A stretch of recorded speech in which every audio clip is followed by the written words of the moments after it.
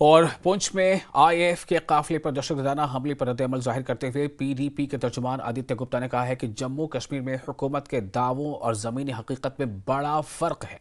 उन्होंने कहा कि इस तरह के हमलों ने उन तमाम दावों को भी बेनकाब कर दिया है कि जम्मू कश्मीर में हालात मामूल पर आ चुके हैं।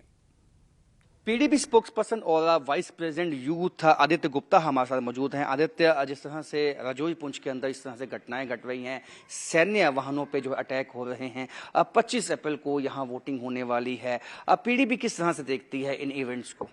देखिए, हम तो काफ़ी देर से कंसिस्टेंटली कह रहे हैं कि जम्मू का हिस्सा है वहाँ पे मिलिटेंसी वापस आ गई। गवर्नमेंट के जो खोखले दावे थे कि मिलिटेंसी गायब हो गई, बार बार लाल चौक की फ़ोटो दिखाना, बार बार टूरिस्ट का नंबर देना, ये जो इंसिडेंट्स हो रहे हैं, जो इतनी देर से हो रहे हैं, वो यही दिखा रहे हैं कि पीर पंजाल का जो इलाका है, जम्मू का इलाका है, वहाँ पे मिलिटेंसी आ गई है। इंटेलिजेंस फेलियर है। इंटेलिजेंस फेलियर को कंफर्म आर के दौलत होते हैं, पुराने रॉ चीफ, उन्होंने भी कहा कि इंटेलिजेंस ड्राई अप कर गई है। और गवर्नमेंट जो बार बार कहती है कि यहाँ पर टूरिस्ट आ रहा है, सब कुछ ठीक हो गया है, वो एक ऊपर का इमेज है। सच्चाई ये है कि ग्राउंड पे चीज़ें कुछ और हैं।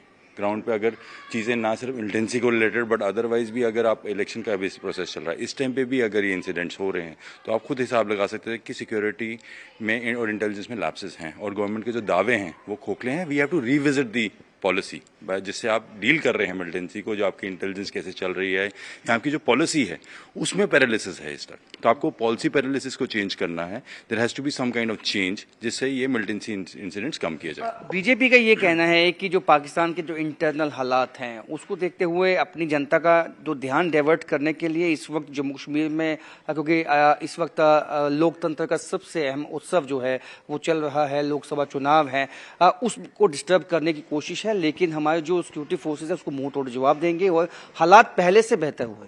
जो बीजेपी का ये कहना है, जो चीज़ उनके हिसाब से अच्छी होती है वो मोदी जी ने की है, जो खराब की है वो नेहरू ने, पाकिस्तान ने या मुसलमानों ने की है। तो उनके कहने की कितनी सीरियसनेस रहेगी? जो आदमी पिछले 10 साल से कंसिस्टेंटली प्राइम मिनिस्टर रहा है, छाती ठोकता रहा है कि भाई हिंदुस्तान का नाम बदल गया है दुनिया, तो उस आदमी के पास सिवाय मुसलमान, पाकिस्तान और मिलिटेंसी के अलावा कुछ और बोलने को है नहीं। कहने को 370 पूरे हिंदुस्तान में ठोकता है, पर 3 सीटों पे कैंडिडेट नहीं खड़ा कर सकता। तो आपको लगता है कि इस वक्त जो इलेक्शन अभी वोटिंग होने वाली है उससे पहले ये हालात जो है वो सभी के लिए चिंता का विषय है?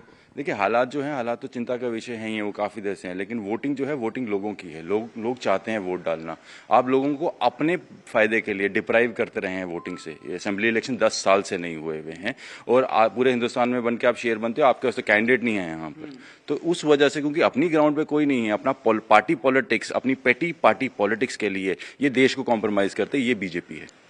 तो साफ कहना है पीडीपी का कि जो दावे किए गए हैं कि यहाँ पे हालात जो है वो ठीक हो चुके हैं, ऐसी घटनाएं उन दावों की जो पोल है वो खोल देती है। कैमरामैन नारायण दत्त के साथ वाजन वैद, न्यूज़ 18 जम्मू।